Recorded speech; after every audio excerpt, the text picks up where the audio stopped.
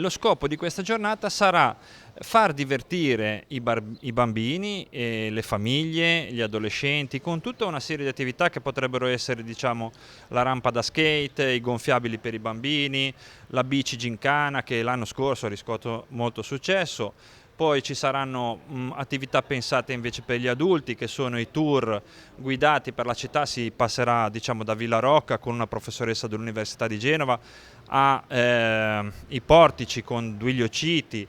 Insomma, ci sono tutta una serie di attività appunto pensate per le varie fasce di età, che consentiranno a coloro che saranno presenti in piazza di passare un'intera giornata diciamo, vivendo una piazza che normalmente è attraversata dalle macchine, è un parcheggio. E la sua associazione che cosa organizza per il 25 maggio? Allora, io organizzerò 2 passeggiate a passo fit walking la mattina e il pomeriggio, che vuol dire camminare in modalità veloce. C'è una tecnica ben precisa, per cui sarò lì per insegnare proprio questa tecnica. Sarà in pillole chiaramente, 1 ora e mezza, ma molto utile. Noi curiamo la pedalata con Avis e quindi alle 10:30 c'è la partenza da Piazza Matteotti e facciamo un lungo percorso in città e poi andiamo a Carasco e tornando qui per le 13 e nel pomeriggio presso il nostro gazebo ci sarà una ciclofficina per chi vuole capire come si fa una piccola manutenzione e si mantiene in sicurezza la bicicletta.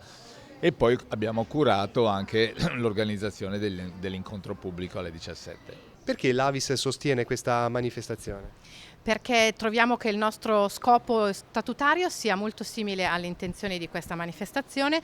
L'incontro pubblico che avverrà al pomeriggio ha come tema mobilità e salute. Il primo requisito per essere donatori di sangue è proprio essere in salute.